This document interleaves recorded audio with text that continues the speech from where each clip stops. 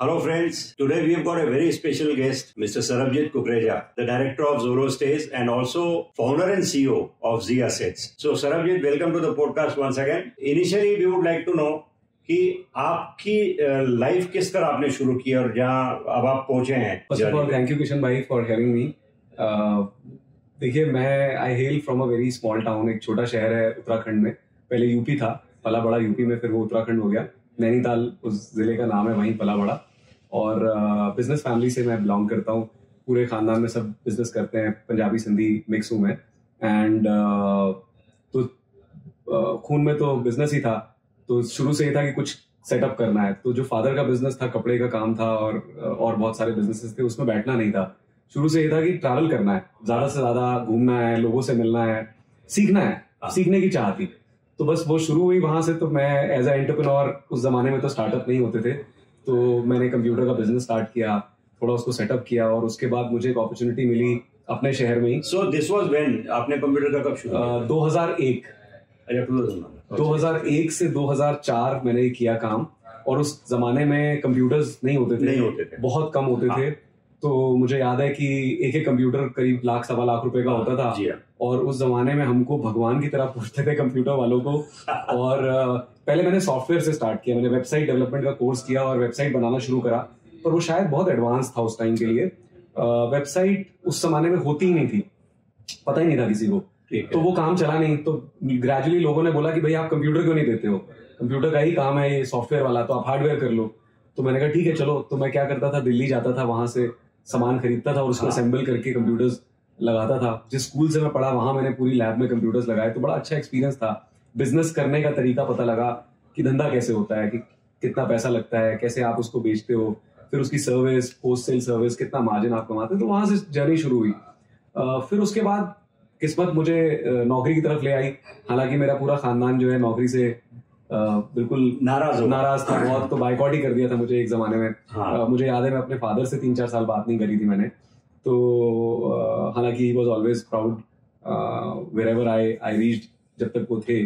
तो मैं बजाज अलियांस करके कंपनी थी, इंश्योरेंस कंपनी, उसमें ज्वाइन करा 2004 में. और मैं अपना बेस्ट देता रहा और मैं टॉप था. तो बहुत जल्दी प्रमोट होके मैं डेप्यूटी एरिया मैनेजर बन गया, फिर डिविजनल मैनेजर बन गया, फिर मैं रीजनल हेड बन गया और फिर मैं सीनियर रीजनल हेड बन गया. तो जब मैं 2007 में रीजनल हेड था तो मैं सबसे यंग एज का, 27 साल उम्र थी मेरी, और मैं रीजनल हेड था. पूरे इंडिया में सबसे कम एज में था. उस टाइम लोग LIC से रिटायर होकर के बजाज अलियांस ज्वाइन करते थे. ठीक है. तो बड़ा अचीवमेंट था. तो मैं करीब 8-8.5 साल वहां रहा. लेकिन वो सीखने की चाह, घूमना, लोगों से मिलना, वो रुक गया वहां पर. मेरे को स्टेगनेंसी दिखी तो मुझे लगा कि अब कहीं आगे निकलना चाहिए.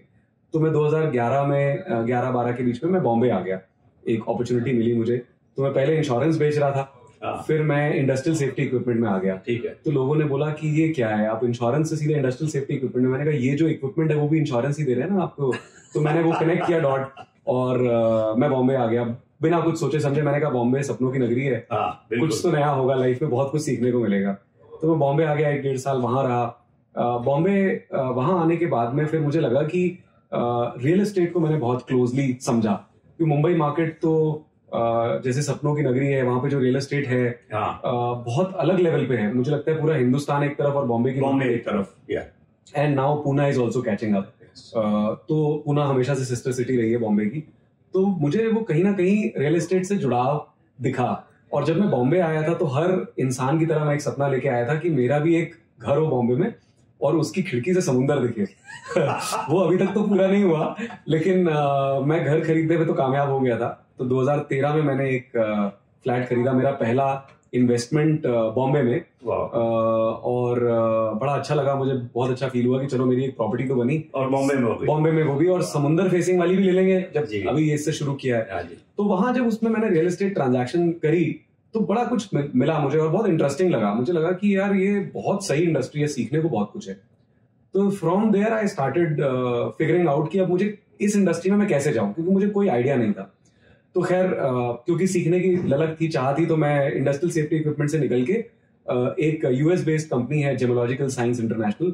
आप काफी हैरान होंगे कि ये इंश्योरेंस, फिर इंडस्ट्रियल सेफ्टी इक्विपमेंट, फिर उसके बाद ये जेम्स एंड ज्वेलरी से क्या मतलब है. तो वहाँ एक फाउंडर से मेरी मुलाकात हुई, किसी 5 स्टार होटल में मीटिंग के लिए गया था, तो ऐसी मुलाकात हुई एंड किसी के थ्रू उन्होंने मतलब he started liking me, 1-2 meeting हुई तो उन्होंने ऑफर करा कि आप हमारे को नेशनल हेड ज्वाइन कर लो, हमें इंडिया लॉन्च करना है। एक लैब है सेटअप करी थी उन्होंने बीकेसी में कि हम डायमंड इससे सर्टिफाई करते हैं, तो जब हम हीरे खरीदते हैं तो उसके साथ में डायमंड ये मिलता है, सर्टिफिकेट मिलता है, तो वो सर्टिफिकेट देते थे, वो यूएस बेस्ड लैब थी। तो मैंने कहा ठीक है, मतलब अगेन समथिंग न्यू, क्योंकि मैं साउथ में कभी काम नहीं किया था और उनका साउथ में बहुत एक्सपोजर था। तो मुझे लगा कि सीखना है, सीखने की चाह थी, तो रियल एस्टेट तो अभी नहीं हो पा रहा है, चलो कुछ नया सीखते हैं। तो मैं ज्वाइन किया and then I started working with them for almost 1.5 year. तो इंडिया और दुबई में हेड करता था, दुबई स्टार्ट किया, दुबई काफी ट्रैवल हुआ। Then I was supposed to settle in Dubai. उस टाइम मैं प्रिपेयर नहीं था मेंटली और my second baby was also in the pipeline, तो मुझे लगा कि नहीं ये सही टाइम नहीं है, and then I took a quick break out of that. और उसी टाइम पर प्रॉप टाइगर एक काफी बड़ी कंपनी है, आज भी है, रियल एस्टेट की ब्रोकिंग फर्म है काफी बड़ी। तो उसको सीरीज बी फंडिंग होने वाली थी। स्टार्टअप में series A, series B, series C ऐसे फंडिंग चलती रहती है जब तक वो लिस्ट नहीं होते या टेक ओवर नहीं होते। तो सीरीज बी फंडिंग का मैंने एक आर्टिकल पढ़ा और मैं बहुत एक्साइटेड हुआ। मैंने कहा ये एक अच्छा मौका है, क्योंकि जब फंडिंग आती है तो कंपनी एक्सपैंड करती है। तो मैंने खुद से उनको रीच आउट किया, नोएडा में उनका ऑफिस था, मैंने ईमेल लिखी तो ईमेल का कोई जवाब नहीं आया, और फिर मैंने उसके बाद एक दिन फोन भी किया। तो फोन किया तो इत्तेफाक से जो वहाँ के वन ऑफ द को फाउंडर थे उन्होंने फोन उठा लिया। छोटी कंपनी थी, छोटा ऑफिस था। फोन उठाया तो मैंने ऐसे ऐसे उनको बोला, मैंने अपना सीवी भेजा है एचआर में और मैं इंटरेस्टेड हूँ, ये मेरा बैकग्राउंड है। तो उनको बड़ा अच्छा लगा बात करके और उन्होंने बोला मैं बॉम्बे आ रहा हूँ, हम मिलते हैं। तो हफ्ते भर में वो बॉम्बे आए, मैं उनसे मिला। पहली मीटिंग में ही हायर्ड मी, ही सेड कि पता नहीं क्या करेंगे बट कुछ तो करेंगे साथ में। मैंने कहा बहुत बढ़िया। तो बस 2015-14 में मैंने उनको ज्वाइन कर लिया था। और 2014 से मैं अभी तक 10 साल 11 साल हो गए मैं रियल एस्टेट में हूँ। तो one of the very early founding member team with them. Series B funding हुआ, फिर उन्होंने मकान टेक ओवर करा, फिर हाउसिंग लिया। तो इस पूरी जर्नी में, इस पूरे सफर में मैं साथ में था। बहुत कुछ सीखने को मिला from the real estate transaction perspective, क्योंकि हम ब्रोकर थे तो बिल्डर्स का माल बेचते थे। तब मैंडेट सेल नहीं होता था, एओपी नहीं होता था, ये सब चीजें हमने इंट्रोड्यूस करी। और एक नया बिजनेस मैंने वहां पे स्टार्ट किया जो कोई भी बड़ा ब्रांड नहीं करता था, जो सेकेंडरी सेल्स है। सेकेंडरी सेल्स मतलब जब डेवलपर अपना माल लॉन्च करता है तो सब ब्रोकर्स बेचते हैं, फिर कुछ थोड़ा बच जाता है, फिर दूसरे लॉन्च पे सब चले जाते हैं। तो जो बचा हुआ माल है वो कोई नहीं खरीद, कोई नहीं बेच रहा होता है, और वो ऑड यूनिट्स होती है।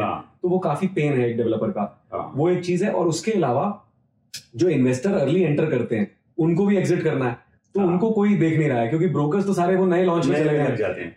तो मुझे ये पेन पॉइंट लगा, और मुझे जिंदगी में हमेशा एक चीज लगी कि जब तक आप कोई पेन नहीं सॉल्व कर रहे हो, कोई सोल्यूशन नहीं दे रहे हो उस तकलीफ का मार्केट को, आप ग्रो नहीं कर सकते हो। और सबसे ज्यादा सीखने को भी उसमें। तो मुझे हमेशा ये लगा, तो मैं हमेशा इस चीज के पीछे दौड़ता रहा। मेरी पूरी लाइफ में सोल्यूशन वही है। कंप्यूटर्स में, क्योंकि कंप्यूटर नहीं थे, वो छोटा शहर था, कंप्यूटर बिकते नहीं थे, तो मैंने वहां से शुरू करा कि इसको करते हैं। फिर इंश्योरेंस मुझे बहुत टफ लगता था कि लोगों को सही दिशा नहीं मिलती, तो मैंने कहा तो टफ है ही। हाँ, टफ सेल्स के लिए है, लेकिन एक कंज्यूमर को भी पता नहीं था उस जमाने में। आज तो बहुत एजुकेशन आ गई है, पता नहीं था लोगों को क्या लेना है, कुछ भी खरीदते थे। तो मुझे लगा ये एक सोल्यूशन है, learning and then training people, giving them the right direction. तो मेरी जिंदगी में हमेशा सीखना और उसको इम्पार्ट करना या उसको देना लोगों को, ये मेरा एक पता नहीं क्यों अंदर से था। और मुझे बहुत सारे लोगों से इंटरेक्ट करना है, मुझे बहुत ट्रैवल करना है। मैं अभी भी घूमता रहता हूँ, आप जानते हैं मैं महीने में 20 से 25 दिन ट्रैवल करता हूँ, एंड आई लव दैट। सो तो प्रॉप टाइगर में मुझे लगा ये सॉल्व करना है, तो मैंने एक वर्टिकल खोला, सेकेंडरी सेल्स, वो पूरे इंडिया में खोला। उसमें हम ये ऐसी यूनिट्स जो अनसोल्ड यूनिट्स हैं डेवलपर की और इन्वेस्टर की, और रीसेल भी हम उसमें करने लगे। तो बहुत अच्छा सेटअप हुआ। तो प्रॉप टाइगर का एक मैंने सुना था, I don't know whether it is prop tiger और सम अदर कंपनी, वो तब ओला और उबर की सर्विसेज शुरू हुई थी, तो आप कस्टमर्स को पिकअप कराते थे और उनको फ्री साइट विजिट दिलाते थे। So I don't know whether it was Prop Tiger or some other company what started this. तो ये कुछ कंपनियों ने स्टार्ट किया था उस जमाने में। स्क्वायर यार्ड शुरू हुआ था नया नया, तो उन्होंने भी स्टार्ट किया था। प्रॉप टाइगर में भी हमने कुछ प्रोजेक्ट्स में ये दिए थे ऑप्शन, तो हम उसमें कॉर्पोरेट एक अकाउंट होता था उस जमाने में, तो हम कॉर्पोरेट अकाउंट ले लेते थे, तो कहीं से भी कोई भी बुक कर लेता था कस्टमर के लिए, तो पिकअप ड्रॉप उसको मिलता था। क्योंकि I come from an industry real estate since about more than 32 years। यहाँ किसी को फ्री राइड की तो बात ही नहीं है। वो बोलते थे भाई डायरेक्ट यहाँ आ जाओ, यहाँ से साथ जाएंगे, या तो डायरेक्ट साइड पे पहुंच जाओ. Right. This was the pattern. अब उसके अंडर में अगर PropTiger या कोई उसको फ्री अगर साइट विजिट देता है, so lot of customers were drawn towards that pattern. ये भी बहुत डिस्ट्रप्शन जैसा हो गया था. कई जो कन्वेंशनल टाइप के ब्रोकर्स थे उनको बहुत दिक्कत होती थी इस बात से, ये कौन है, ये फ्री राइड कैसे देते हैं, अगर कस्टमर नहीं लेगा तो पैसा गया. So you know that was the kind of an game. I agree. So technically हुआ क्या कि अगर आप देखेंगे तो technology have played a very very vital role in all this, whatever we discuss.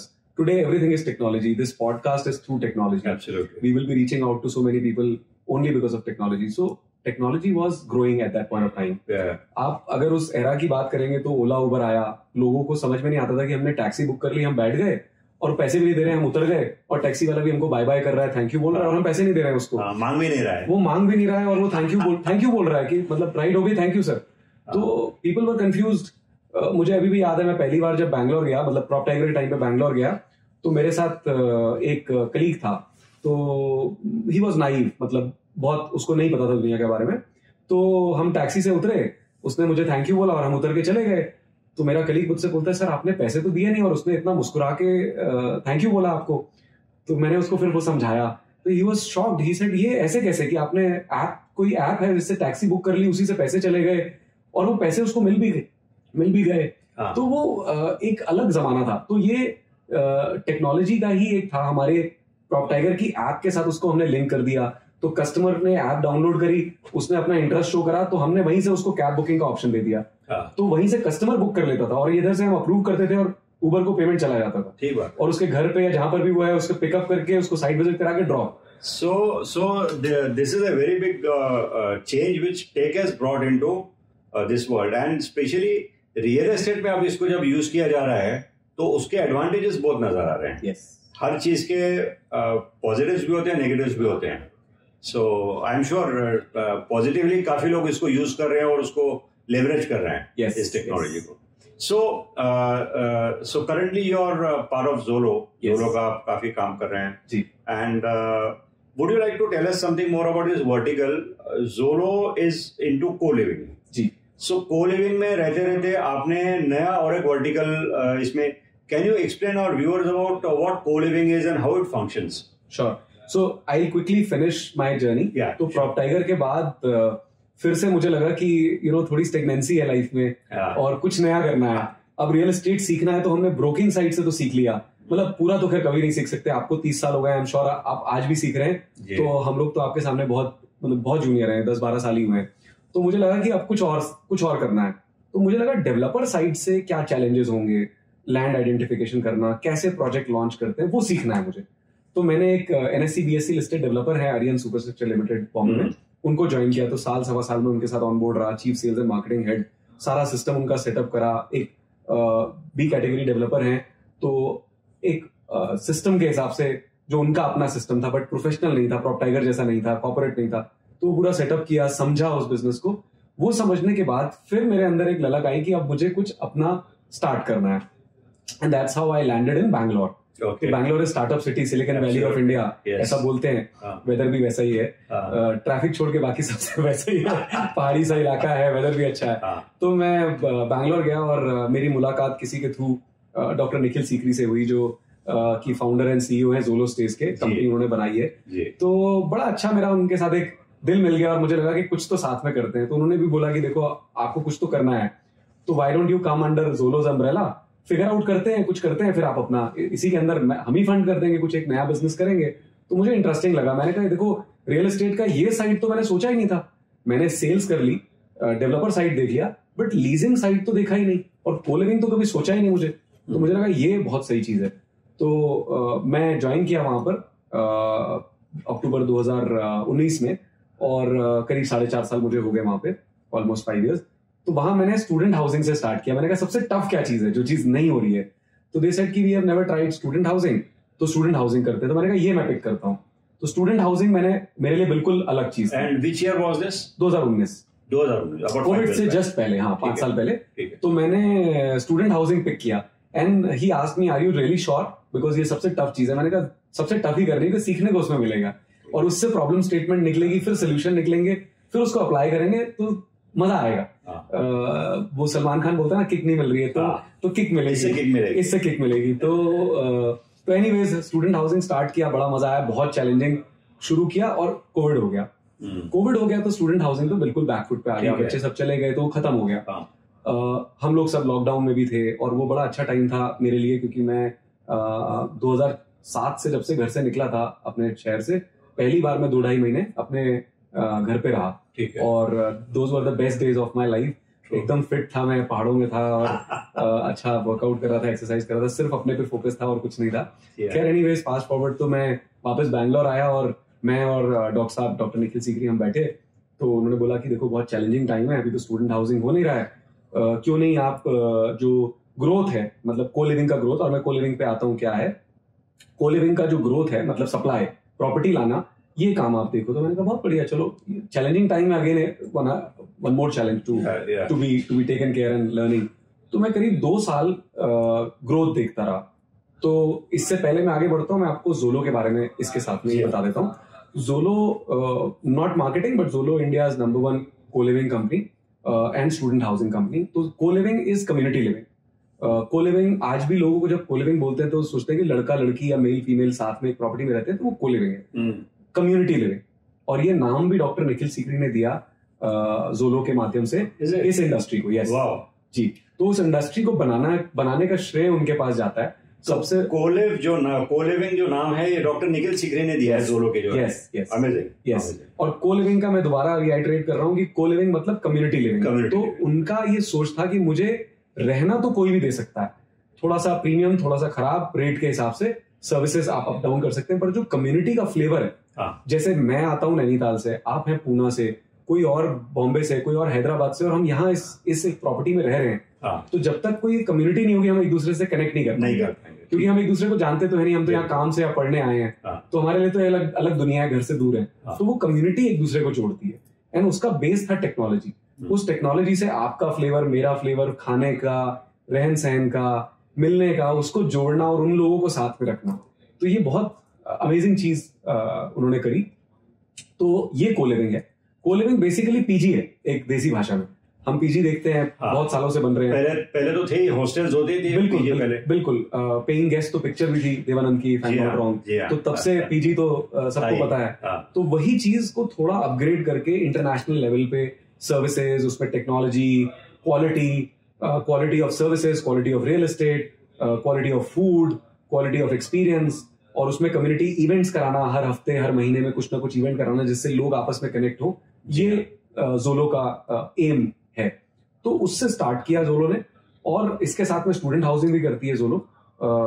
In campus जो हॉस्टल्स हैं उनको मैनेज करती है। मणिपाल का सारा जोलो के पास है, करीब 30,000 बच्चे हैं मणिपाल यूनिवर्सिटीज में। तो वो हमारे पास है, दत्ता मेघे कॉलेज है वर्धा में। So what is the difference between in campus और ऑफ कैंपस? तो देखिए, इन कैंपस हो गया कि कॉलेज की बाउंड्री के अंदर जो हॉस्टल है, और ऑफ कैंपस हो गया बाहर किसी ने सेट किया। ठीक है। तो जो इन कैंपस है हम वो टेक ओवर कर लेते हैं और हम सर्विस करते हैं उसको, पूरा हम एक्सपीरियंस वहां पे ऑपरेट आप करेंगे, सब कुछ पूरा ऑपरेशन हम करेंगे, और उनका उसमें टेक्नोलॉजी लाएंगे, उसमें सोशल मीडिया लाएंगे, पूरा गेम अपलिफ्ट करते हैं। ठीक है। तो ये स्टूडेंट हाउसिंग भी कोविड के बाद स्टार्ट हुआ, तो तब तक हम को लिविंग कर रहे थे। तो मैंने इस पूरी जर्नी में जो 2 साल थे, 2020 से 2021, मतलब 19 एंड से 2021 का जो 1.5-2 साल का पीरियड था, जब मैं पूरे इंडिया घूमता रहा, ओनर्स से मिला, तो मेरी लर्निंग और अंडरस्टैंडिंग ये थी कि जो हम करना चाहते हैं एज अ ऑर्गेनाइजेशन, कि हम एक अलग लेवल का एक्सपीरियंस देना चाहते हैं, वो तभी दे पाएंगे कि जबकि रियल एस्टेट आपको सपोर्ट करेगा। अगेन रियल एस्टेट आया है इसमें,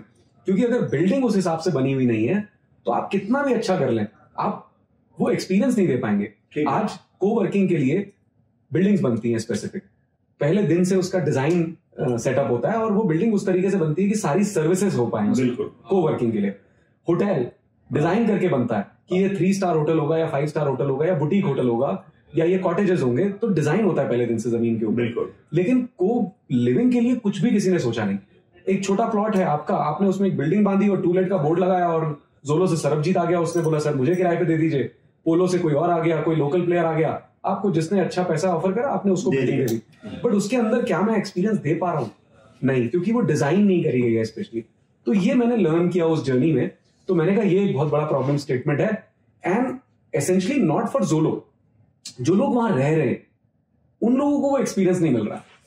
तो वो आ तो रहे हैदराबाद में, चेन्नई में, बैंगलोर में, पूना, मुंबई में, पर वो उन्हीं बिल्डिंग में, छोटी छोटी बिल्डिंग्स में रह रहे हैं। ठीक है, चाहे वो जोलो के साथ भी रह रहे हैं। लोकल पीजी से अच्छा है, टेक्नोलॉजी है, सब कुछ है, पर जो एक फील आता है, आपको जिम चाहिए, एक कोलैबोरेशन स्पेस चाहिए, वो नहीं हो पाता। आप अपने कमरे से बाहर कुछ काम करना चाहते हैं, वो सब कुछ नहीं हो पाता। आप छत पे जाकर के थोड़ा ईज आउट करना चाहते हैं तो एक प्लेन छत है, कुछ सेटअप नहीं है ना। तो मुझे लगा कि ये एक चीज है। तो मैंने डॉक्टर सीकरी के साथ में डिस्कस किया, उनके भी मन में ये बात तो थी पर सोल्यूशन नहीं था, या था तो उसको सॉल्व कैसे करना है, कभी उस पर नहीं हुआ विचार। तो हम बैठे, हमने जब इस पर विचार किया तो उन्होंने बोला यार ये तो बहुत अच्छा आइडिया है, बट तकलीफ जो है इसकी सबसे बड़ी ये है कि ये कर डेवलपर ही सकता है, क्योंकि और कोई नहीं कर सकता। उसके पास ही बड़ा लैंड है, क्योंकि आपको बड़ा बनाना है, आपको 500 कमरे, 1000 कमरे, 300 कमरे एक जगह पे बनाने हैं। नहीं तो छोटी बिल्डिंग में तो क्या 30, 40, 50 कमरे होते हैं, तो एक्सपीरियंस दे ही नहीं पाओगे आप। तो बिल्डर बना सकता है, बिल्डर होल्ड नहीं करना चाहता, बिल्डर वांट्स टू सेल। तो अब उसको खरीदेगा कौन, क्योंकि आपने तो अपने डिजाइन से बना लिया 1 BHK 2 BHK या स्टूडियो, उसको खरीदेगा कौन? और उसमें कभी वो रहने वाला नहीं, खरीदने वाला। एटलीस्ट 10 साल का तो आपने एग्रीमेंट साइन करना है, 10-15 साल का। तो this was a bigger problem statement, और ये स्टेटमेंट मुझे सोने नहीं दे रही थी। तो मैंने कहा अब इसका सोल्यूशन चाहिए लाइफ में। तो मैं डॉक्टर साहब के साथ बैठा और मैंने कहा एक मॉडल बनाते हैं और उसमें हम बिल्डर्स को आउटरीच करेंगे, उनको अपना पूरा प्रोजेक्ट समझाएंगे कि इस तरीके से हम करना चाहते हैं, और हम उनको बोलेंगे इसकी सेल्स की जिम्मेदारी भी हम ले लेते हैं, तो आपकी प्रॉब्लम सॉल्व हो गई। हम बेच के आपको दे देंगे, आपको नहीं बेचना किसी को भी, कस्टमर हम, इन्वेस्टर हम ढूंढ लेंगे, सब कुछ हम कर लेंगे, आपको सिर्फ रेरा ला के देना है, कंस्ट्रक्शन करना है as per the plan. So land would be developers, construction में डेवलपर करेगा आपके प्लानिंग के हिसाब से, और वो जो लिक्विडेशन चाहता है उसमें उसका पैसा चाहता है वो भी आप उसको ला कर देंगे जी, बेच करके। Yes, amazing. तो अब इसमें ना बहुत सारी पार्टीज हो गई। पहला हो गया डेवलपर, क्योंकि उससे शुरू होता है लैंड कंस्ट्रक्शन, सबसे बड़ा स्टेक होल्डर डेवलपर है। फिर दूसरा हो गया जो खरीदने वाला इन्वेस्टर, जो खरीदेगा और उसके बाद वो रेंट पे दे देगा। और तीसरा हो गया जोलो, जो ऑपरेटर है, एक लॉन्ग टर्म ऑपरेट करेगा, उसके कमिटमेंट पे इन्वेस्टर खरीदेगा कि भैया मुझे रेंट मिलेगा। ठीक है। तीसरा हो गया आपका जो यहाँ रहेगा, जो टेनेंट करेगा। जब जोलो इसको लॉन्च करेगा, प्रॉपर्टी को लाइव करेगा, तो आपके जैसे, मेरे जैसे लोग जो बाहर से यहाँ आए हैं यंग एज में, वो यहाँ रहेंगे। तो चार स्टेक होल्डर हो गए और सबके प्रॉब्लम सॉल्व करने थे। तो मुझे लगा कि ये मॉडल सबसे अच्छा है। तो पहले डेवलपर से स्टार्ट हमने किया। तो हमने उनको ऑफर किया कि आपके जो लैंड पार्सल्स हैं जो कि बहुत ग्रेट नहीं है, जहां पर आप कोई बड़ा प्रोजेक्ट नहीं कर पा रहे हो, या वहां पे शेप आपको बहुत अच्छी नहीं मिल पा रही है, या उसकी अप्रोच रोड बहुत ग्रेट नहीं है, आप वो प्राइस नहीं अचीव कर पा रहे हो, या वेलोसिटी नहीं अचीव कर पाओगे, आप वैसे प्लॉट्स हमें ऑफर करो। तो हमने वहां से स्टार्ट किया। तो एक POC जो होता है ना, प्रूफ ऑफ कॉन्सेप्ट कहते हैं जिसे, उसको एस्टैब्लिश करना बड़ा मुश्किल था, क्योंकि जब भी आप कुछ नया करना चाहते हो तो लोग आपको पागल ही बोलते हैं कि पहले क्या किया है। हाँ, तो वो पूछता है पहले तो पहले क्या किया, और वो बाद में आपके ऊपर हंसता ही है कि कुछ भी बोल रहा है, ऐसा तो होता नहीं है। तो क्योंकि हम ना प्रॉप टाइगर के पास भी गए, हम स्क्वायर यार्ड के पास भी गए, हम सारी कंपनीज के पास गए, उन्होंने कहा देखो बिक तो जाएगा, बेच सकते हैं, बट कितना माल आप दे पाओगे, हमें उसके लिए पूरा एक सेटअप करना पड़ेगा, तो हम नहीं करेंगे ऐसा, छोटा मोटा सेल नहीं करेंगे। तो हमें कुछ अपना ही एस्टैब्लिश करना था। तो जब ये सारा प्रॉब्लम देखा तो मैंने एक कंपनी ही सेटअप करी डॉक्टर निखिल सीकरी के साथ, जिसका नाम है Z Assets, ZEASSETZ।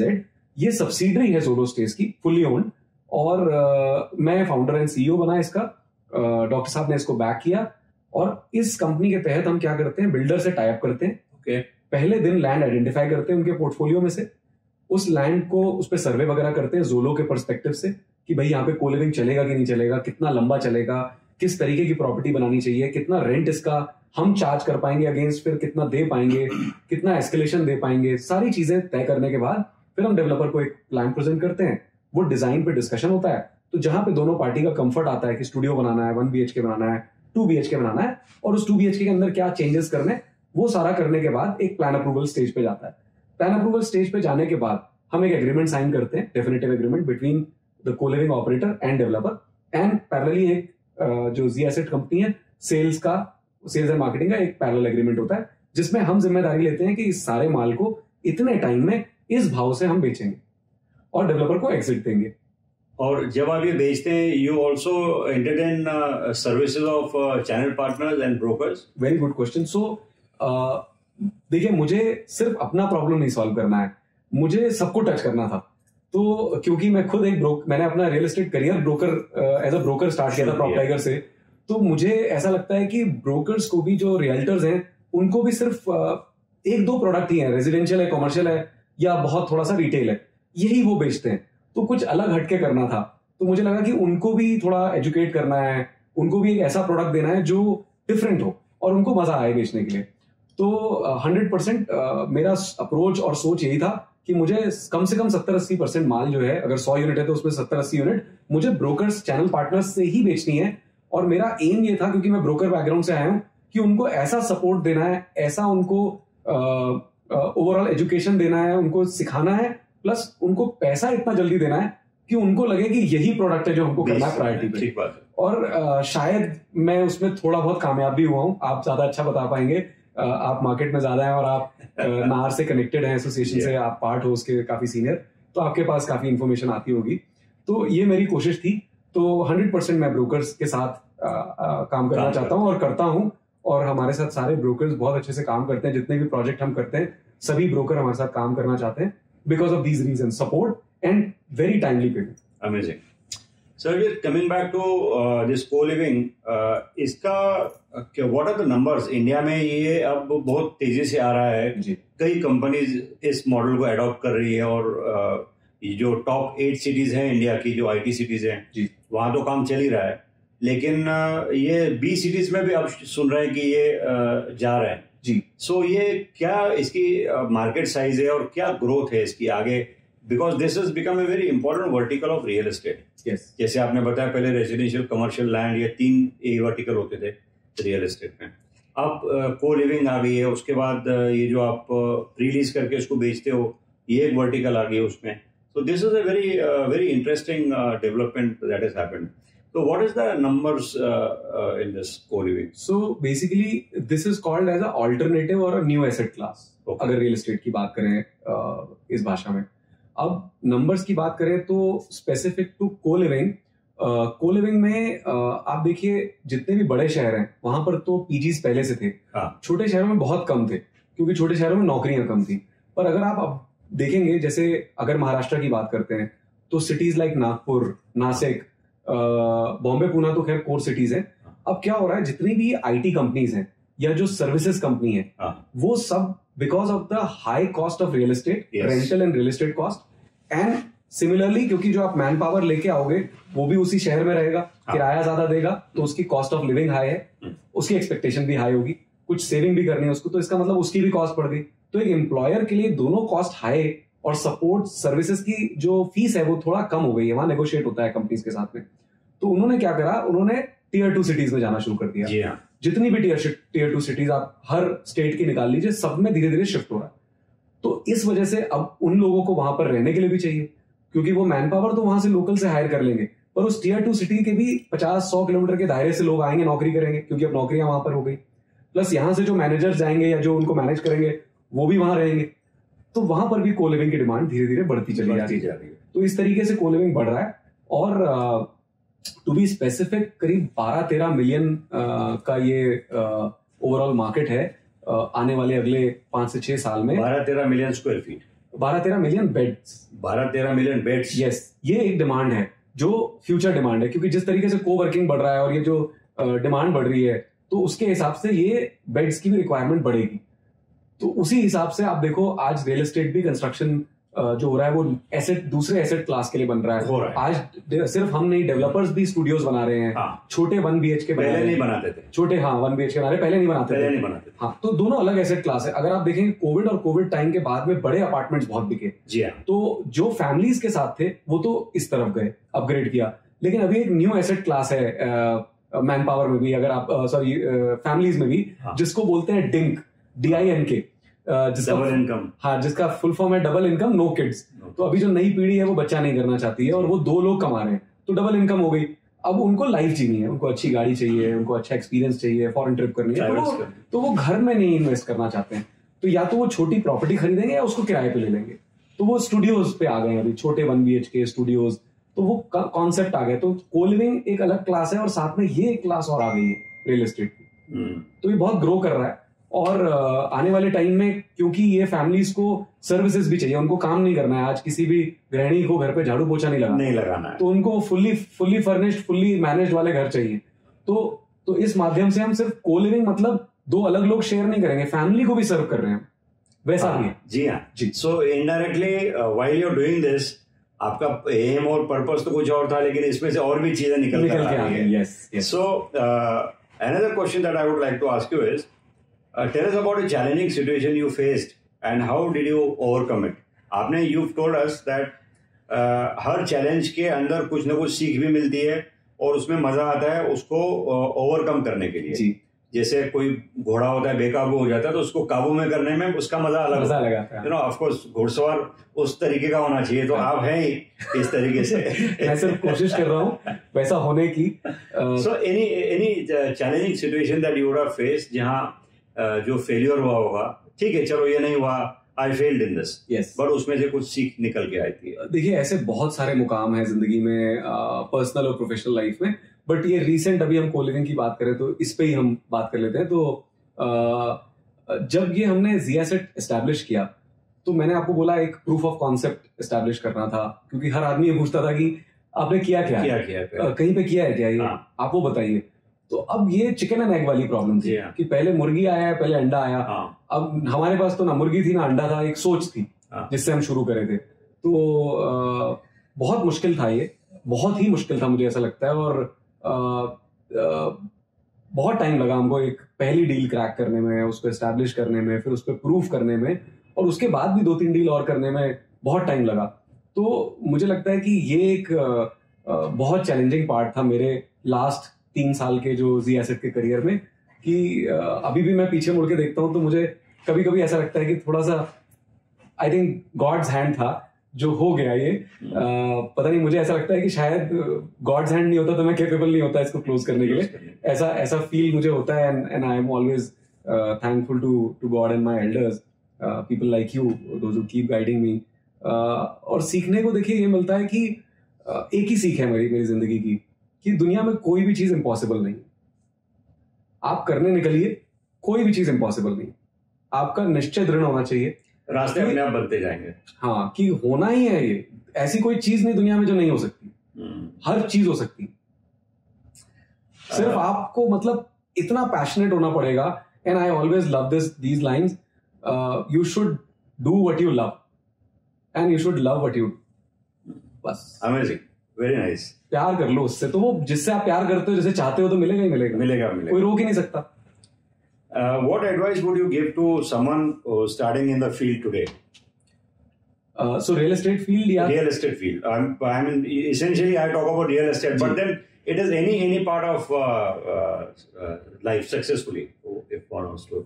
देखिए, पहले तो ये I think लास्ट पॉइंट से कनेक्ट करेगा कि सबसे पहले तो ये देखिए कि आप किस काम को एंजॉय करते हैं, किस में आपको मजा आ रहा है। जैसे मेरे फादर का कपड़े का काम था, बहुत अच्छा एस्टैब्लिश बिजनेस है, आज भी मैं बिजनेस से आता हूँ, पर आज भी मेरा मन नहीं करता मैं जाऊँ और वो बिजनेस संभाल सकता हूँ, पर मेरा मन नहीं करता, मुझे शायद उससे खुशी नहीं मिलेगी। तो सबसे पहले तो ये देखिए कि आपको खुशी किससे मिल रही। तो मुझे रियल एस्टेट के प्रॉब्लम सॉल्व करके उसमें से एक बिजनेस एस्टैब्लिश करने में खुशी मिलती है, तो पहले ये देखना है कि मुझे खुशी किससे मिलती है। पहली चीज ये होगी। अब खुशी तो हमें बहुत सारी चीजों से मिलती है, सबसे ज्यादा किससे मिल रही है और किस में हम सीख सकते हैं, क्योंकि जिंदगी में सीखना कभी नहीं छोड़ना चाहिए जी। वो सीख सकते हैं और साथ में कितने लोगों के प्रॉब्लम सॉल्व कर सकते हैं उसके माध्यम से। तो पैशन जहां आपको पसंद है कि मुझे ये बहुत अच्छा लगता है, तो आप पैशनेट हो उसके लिए, इसमें कुछ आपके लिए सीखने के लिए है कि नहीं, जिंदगी में आप आगे बढ़ोगे कि नहीं, और क्या इस पूरी जर्नी में आप किसी का प्रॉब्लम सॉल्व कर सकते हो। मुझे लगता है ये 3 चीजें अगर आपने एक लाइन में पिरो ली मोतियों को, वैसे तो बहुत सारे हैं पर मुझे लगता है ये 3 मोती पिरो लिया आपने, तो I think then you are on the right track. और देखिए सर, फेलियर तो आते ही हैं, बिल्कुल आते हैं। अगर आप गिरोगे नहीं तो सीखोगे कैसे। हाँ, गिरना जरूरी है, अगर आप चलते ही जाओगे तो कभी कभी क्या होगा, आपके पैर जमीन से ऊपर आ जाएंगे, वो नहीं होने चाहिए। सो इट्स लाइक हर दम मीठा तो नहीं खाया जाएगा तो डायबिटीज हो जाएगी। बिल्कुल, कभी कड़वा भी खाना होगा, और मैं तो मीठे से बहुत दूर रहता हूँ। आई एम हेल्थ कॉन्शियस हो, कोशिश करता हूँ। So another question I would like to ask you is, what are the core values that guide your decision making? You would have come to a brink जहाँ आपको कई अलग अलग type के डिसीजंस लेने पड़े होंगे. So what are the core values that you think, और उसके बेसिस पे आप उसको डिसाइड करते हो कि हाँ मुझे इस तरह करना होगा इस काम को? देखिए, कोर वैल्यू मैं इसमें क्रेडिट दूंगा अपने फोर फादर्स का, मेरे दादाजी का, मेरे फादर साहब का, और मेरे जितने भी बड़े बड़े जो हैं जिनसे मैं सीख लेता रहता हूँ, सीखता हूँ, मेरे लीडर्स, आज तक जितने भी लीडर्स रहे हैं जिनके साथ मैंने काम किया है. एक बेसिक कोर वैल्यू है कि आप कोई भी काम करो, पहले ये देखो किसी के साथ गलत तो नहीं कर रहे हो. बिल्कुल, किसी का गलत तो नहीं हो रहा है इससे. अगर आप कोई बिजनेस करना चाह रहे हो, लेट्स से मैंने सोचा कि मैं ये प्लांट बेचना चाहता हूँ, तो क्या इस पौधे को बेचने से मैं किसी को हार्म तो नहीं कर रहा हूँ, किसी के साथ गलत तो नहीं कर रहा हूँ कि उसको, मतलब देखिए अनजाने में तो गलतियां बहुत सारी होती हैं, पर आप कोई भी काम करने से पहले एक सारी तरीके से उसको डिपस्टिक करके हर एंगल से देख लीजिए. कहते हैं कि कोई भी गेम खेलने से पहले फिजिकली आप वो गेम दिमाग में खेल लीजिए, और इतना खेल लीजिए कि जब आप ग्राउंड पे उतरे खेलने के लिए तो आंख बंद करके भी खेल लें. Very nice.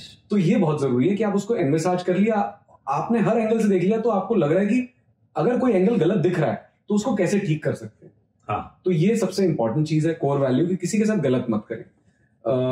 दूसरी चीज है कि जब आप करने जा रहे हैं तो फिर पूरी मेहनत लगाएं उसके ऊपर कि फेलियर कम से कम हो. हाँ. क्योंकि आपके साथ और बहुत सारे स्टेक होल्डर्स हैं जो आप पे दांव लगा के बैठे हैं. जी हाँ, जी हाँ. चाहे वो आपके साथ आपके बिजनेस में इन्वेस्ट करके बैठे हैं, या आपके कहने से कोई चीज खरीद रहे हैं, हाँ. या आपके कहने से कोई चीज प्लान कर रहे हैं. जैसे मेरे केस में कंपनी है जोलो जिसने मेरे पे दांव खेला है, फिर डेवलपर है जो मेरे कहने पे एक प्रोजेक्ट प्लान कर लेता है, फिर एक ब्रोकर है जो मेरे कहने पे वो माल बेचने के लिए कस्टमर लाता है.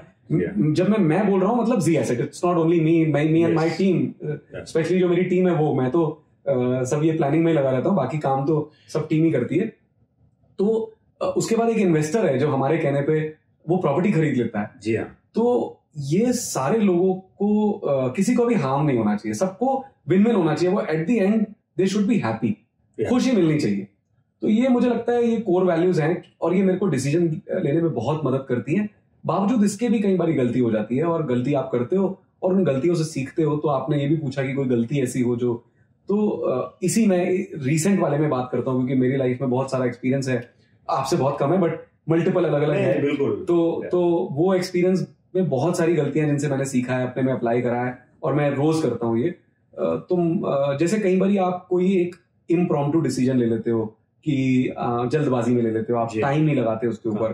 तो कोई आप ऐसा एक प्रोजेक्ट साइन कर लेते हो, या आप कोई एक ऐसा डील साइन कर लेते हो जो आपको ओवर द पीरियड आपको लगता है कि यार ये थोड़ा सा मैंने गलत डिसीजन ले लिया, पर उससे आप लर्न करते हो कि अब जो मैं अगला लूंगा या मैं आगे जो भी काम करूंगा, वहां पर मैं ये एंगल भी जो मिस हो गया था. जैसे मैंने कहा कि आपने दिमाग में पूरा गेम खेलिए 360 डिग्री, खेलिए खेलिए खेलिए. जब वो दिमाग आपका थक जाए ना कि वही रिपीट हो रहा है बार बार, तो उसके बाद आप उतरिए मैदान में. तो वो एंगल कभी ना कभी मेरे साथ मिस हुआ है और होता है. कोई भी आप नया काम करते हो तो वो लर्निंग है कि आप फिर उस एंगल को दोबारा मत मिस करिए. तो एक बार गलती करिए, उसको रिपीट मत करिए. ठीक है. और दूसरे की गलती से भी सीखिए, दूसरे आंखें मत बंद करिए. आपने लाइफ में क्या किया, आपसे सीखे, इनसे सीखे, फिर उन लर्निंग्स को अपने में गेम में अप्लाई करा, खेलते हुए नहीं, जो आप प्री प्लानिंग कर रहे हो उस टाइम पर. तो ये मेरा very important. This is very important that you apply everything to your in your mind. Try doing it. एक बार आप उसको रिहर्स कर लीजिए. अगर आपको लगता है नहीं ठीक चल रहा है, then you get on. I would say एक बार नहीं, आप मल्टीपल बार. आप बोर हो जाओ उस रिहर्सल से. जिस दिन आप बोर हो जाओ, इतना खेलो दिमाग में, इतना खेलो कि अब आपको लगे कि ये तो सेम चीज रिपीट होती जा रही है. रिपीट रिपीट रिपीट, मतलब सब ठीक है. Very nice. सरबजीत, ये आज मैं भी कोई नई चीज सीखा हूँ. I mean everybody has to learn, so I keep on learning at this stage of my life. I don't have any thing to say about that. So how do you balance your work and personal life? People are a little ambitious. और आपने इतने नई नई चीजें की हैं, तभी मैंने शुरुआत में बोला कि पता नहीं अब यहाँ ठहरेंगे, यहाँ इससे आगे भी और कोई मकाम आपको हासिल करना है. आगे तो जाना है. बिल्कुल जाना है, रुकना नहीं है. एक अंग्रेजी में कहावत है, मेरी बुआ जी कनाडा में रहती थी, तो मुझे कहावत इसलिए याद है क्योंकि उन्होंने मेरे लिए टी शर्ट स्वेट शर्ट ला के दी थी. हमारे नैनीताल में ठंड होती है और कनाडा में भी ठंड होती है. तो उसमें लिखा था, तब तो हम बहुत छोटे थे तो समझ में भी नहीं आती थी इतनी, उसमें लिखा था rolling stone gather no moss. ठीक है, लेकिन आज वो एकदम कुछ चीजें हैं जो अंदर है. तो आपने बोला कि यहाँ रुकेंगे, आगे जाएंगे. सर आगे ही जाएंगे, क्योंकि रुक गए तो उसमें काई जम जाएगी. तो पत्थर को घूमना ही है, पहिए को घूमते रहना है. अब इसकी शिकार फैमिली भी होती है क्या? बिल्कुल। तो आपने जो अभी सवाल पूछा मैं हमेशा उसको डॉज करना चाहता हूँ, पर आपने कैमरे के सामने पूछा है तो मैं डॉज करूंगा तो लोग बोलेंगे कि ये घुमा गया। लोगों से ज्यादा घर वाले देखेंगे। हाँ बिल्कुल। तो सबसे पहले तो मैं I would like to thank my mother to start with, who supported me जब मैं एक अलग दिशा में जा रहा था, एक बिजनेस फैमिली से हटके मैं एक अलग रास्ते पे जा रहा था और रिबेल हो गया था। हालांकि अगर have you ever thought about, अगर वहां होते तो एस्टैब्लिश बिजनेस था ही। हाँ, आपको नया कोई चीज करने की जरूरत नहीं, केवल आपको वहां से और टेक ऑफ ही करना था जी। एक पेडेस्टल तो बना हुआ था जी, बिल्कुल बिल्कुल, बहुत अच्छा पेडेस्टल था और आज भी है। हाँ, so have you ever thought कि यार मैं वहां होता तो वहां भी मैं कुछ कर ही लेता था? नहीं सर, मैं ये बोलूंगा कि मतलब I am very happy, glad and thankful to everyone कि मैं इस रास्ते पे निकला। मतलब I am enjoying it every moment of my life. जो मैंने काम किए हैं, मतलब I am proud of it and I feel so great about it and there are so many things I have to do now further which are there in my mind and keep adding to it. तो पहला श्रेय मैं mother को देना चाहूंगा जिन्होंने मुझे बहुत सपोर्ट करा उस जमाने में। पुरानी बात है, तो तब बिजनेस फैमिली में बड़े बेटे का बाहर निकलना बड़ा मुश्किल होता था। और जो आपने बात पूछी कि सब कुछ सेट है, पर मुझे ना वो मजा नहीं आता उसमें कुछ, जब तक लाइफ में इनोवेशन नहीं है, कुछ नया नहीं किया। कुछ नया नहीं। वो एक सिस्टम है कि धंधा है, एक सेट है, फादर साहब ने, दादाजी ने सेट किया था, बस उसको फॉलो करते रहो और बढ़ाते रहो। तो मुझे वो नहीं। और दूसरा, ऐसा बोलते हैं मेरे घर में कि मेरे पैरों के नीचे कुछ तिल या पहिया है, जो भी बोलते हैं, तो वो मैं वहां रुक नहीं सकता था किसी भी हाल में। तो वो एक चीज है। एनीवेज, कमिंग बैक, तो I am thankful to my mother. उनके बिना सपोर्ट के तो फादर ऑब्वियसली, बट थोड़े टाइम बाद समझे वो, तब तक वो रिबेल थे और वो अपनी जगह सही थे। आज मैं बाप हूं तो मैं भी समझता हूँ इस बात को। तो and then my better half, my wife, she is very understanding. मेरे पूरे घर को, परिवार को उसने संभाल के रखा है, क्योंकि मैं तो 20-25 दिन होता नहीं हूँ। और जब मैं उस शहर में, चाहे बॉम्बे हूँ या पूना में, जहां पर भी हम बेस्ड हैं, फैमिली जहाँ बेस्ड है, तब भी मैं दिन भर तो घर पे नहीं रहता हूँ, मैं ऑफिस में रहता हूँ और मॉर्निंग निकल जाता हूँ, रात को लेट आता हूँ। तो बहुत कम टाइम फैमिली के साथ स्पेंड कर पाता हूँ। कोशिश करता हूँ साल में एक बार कुछ दिन ऐसे निकालूं जहां पर काम कम से कम हो और फैमिली टाइम ज्यादा से ज्यादा हो। ये मेरी कोशिश रहती है। And I love road trips, तो मैं फैमिली को रोड ट्रिप पे भी साल में एक बार या 2 बार कोशिश करता हूँ कि लेके जाऊं। वो सबसे अच्छा फैमिली टाइम होता है, क्योंकि आप एक बॉक्स के अंदर बंद हो और सब एक साथ ही हो, तो आप और कुछ कर नहीं रहे हो और गाड़ी चलाते हो, आप फोन पे भी ज्यादा बात नहीं करते। तो जो लोग आपसे कनेक्टेड है उनको भी पता है कि वो गाड़ी चला रहा है, तो आप ज्यादा बात नहीं करते हो, वो भी बात नहीं करते हैं, तो आपका एक अच्छा समय निकल जाता है और बहुत क्लोज हो जाता है। तो मुझे लगता है कि इसका पूरा श्रेय मैं अपनी वाइफ को दूंगा और she is very very understanding. And आज जो भी है, जो भी मैं हूँ, जो मैं कर रहा हूँ, शायद वो उसकी वजह से है, क्योंकि अगर she would have not supported me like this, तो मैं इतना खुले परिंदा की तरह नहीं घूम पाता और शायद ये सब नहीं कर पाता। एक जगह रुक जाता, कुछ करता, बिल्कुल, बट यहाँ नहीं पहुंच पाता। तो वर्क लाइफ बैलेंस, मैं आपको यही बोलूंगा कि जो आप प्यार करते हो वो करो और जो करते हो उसको प्यार करो। आप एंजॉय करोगे, घर पे भी अपना जितने टाइम वो पूरा दोगे और काम में भी पूरा टाइम दोगे। This is my thought. Very nice, Sarabjit. This is very important for people who are ambitious or who want to grow, startups वाले हैं, because अगर कोई चीज हाथ में लिए तो उसको सक्सेस करके ही छोड़ना है। हाफ में अगर छोड़ेंगे तो it will be a big failure. अब बहुत सारे चीज लोगों के उसको पैसे लगे होते हैं, उम्मीदें लगी होती हैं, बट इसके साथ साथ फैमिली का support is very important, that keeps you going all this fight. So, what's the most exciting project or initiative you are currently working on? तो सबसे एक्साइटिंग प्रोजेक्ट मेरा तो यही है कि मुझे इस न्यू एसेट क्लास को और ऊपर लेके जाना है, क्योंकि आज एक इन्वेस्टर के पर्सपेक्टिव से देखेंगे तो रेसिडेंशियल, कमर्शियल, रिटेल 3 प्रोडक्ट है जिसमें उसे इन्वेस्ट करना है। कमर्शियल और रिटेल में हर कोई इन्वेस्टर नहीं जाता है, क्योंकि उसके पास डाउन पेमेंट नहीं होता देने के लिए और वहां पर लोन का भी लेवरेज नहीं मिलता है, इन्वेस्टमेंट उसको टैक्स बेनिफिट कुछ नहीं मिलता है। तो एक नॉर्मल जो middle class, lower middle class का जो आदमी है, उसके पास बहुत सारे एवेन्यू नहीं है इन्वेस्ट करने के। बचता है रेजी में सब साइजेस आते हैं, छोटा बड़ा सब आता है। अब रेजी में प्रॉब्लम क्या है कि उसको मैनेज करना, सही प्रॉपर्टी को चूज करना, फिर वो ग्रो करेगी कि नहीं करेगी, फिर उसमें टेनेंट भरना, क्योंकि हमें नहीं रहना, इन्वेस्टमेंट करिए। तो ये बहुत सारे हैसल्स हैं। तो ये जो नया एसेट क्लास है वो स्पेशली फॉर इन्वेस्टर्स ऑफ जो आपका जेनजी है, जो 25 से 35 साल की एज में है, अगर उसकी पहली प्रॉपर्टी भी उसे खरीदनी है एज ए इन्वेस्टमेंट, तो वो ये खरीद सकता है। तो इसको मुझे, और इस एसेट क्लास को, क्योंकि इंडिया में ये पहली बार हो रहा है, नया है, ये western part of the world में बहुत कॉमन है, जहां पर हम इसको बोलते हैं buy to let. Buy to let, या हम यहाँ पर क्योंकि टू लेट इंडिया में बहुत कॉमन नहीं है, तो हम इसको बाय टू रेंट बोलते हैं। तो इसको मुझे इतना एक्सपैंड करना है कि जो भी इन्वेस्टर क्लास है इंडिया के अंदर, जो नए लोग हैं, जो नए नौकरी करें, पहले याद होगा आपको कि हमें बोलते थे कि भाई इन्वेस्ट करो, LIC खरीद लो पहली नौकरी के बाद, बैंक FD कर लो।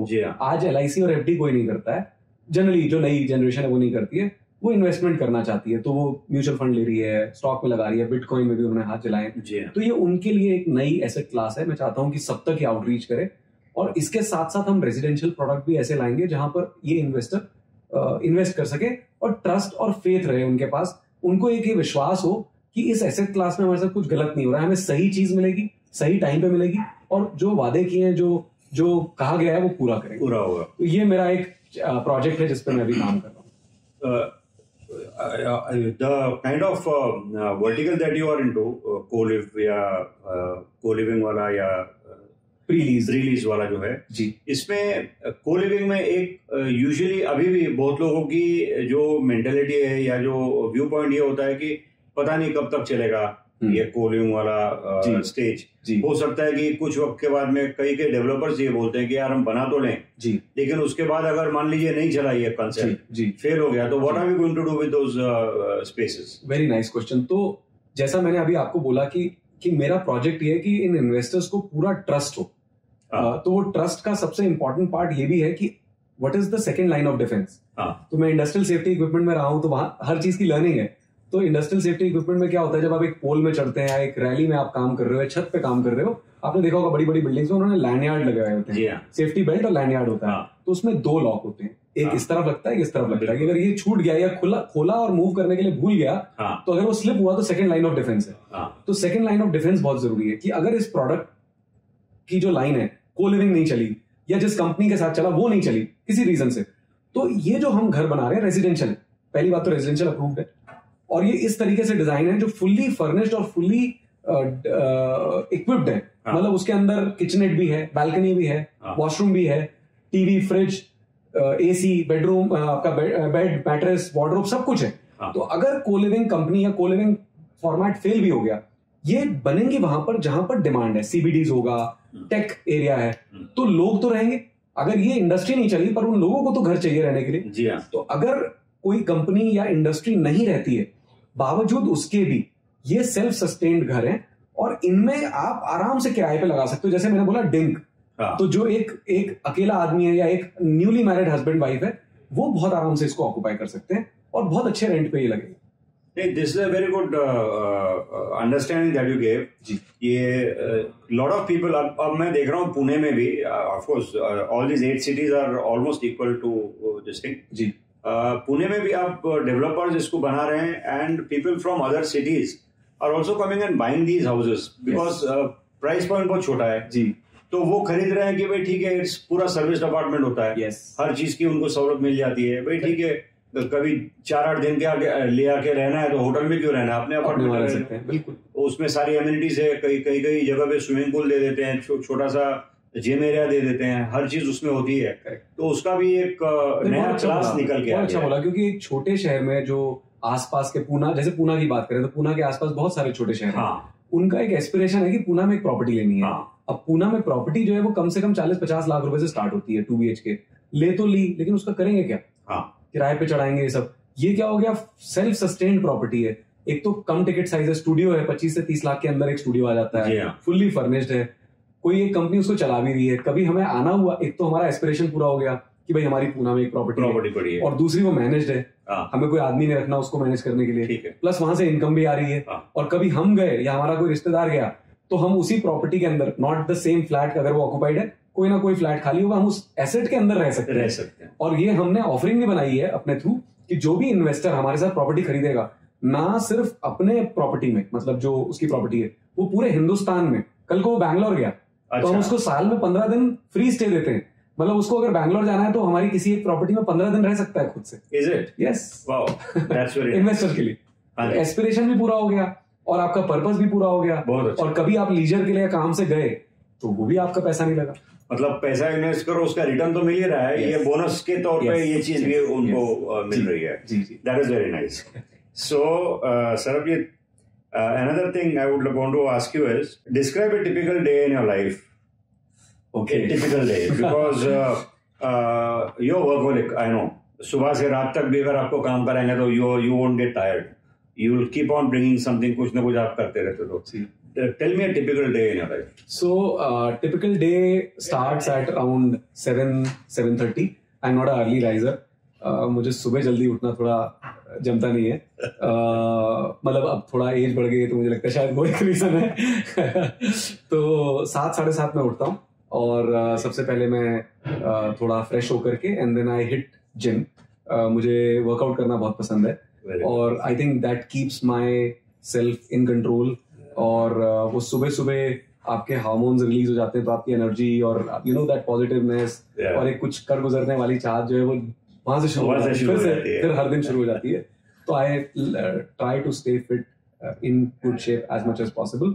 और क्योंकि मेरा रूटीन ऐसा है कि ट्रैवलिंग है, खाने पीने का कुछ टाइम नहीं है, तो ये फिटनेस मुझे काफी हेल्प करती है मेरे ब्रेन को कंट्रोल करने के लिए और बॉडी को भी. तो starts with that. I workout.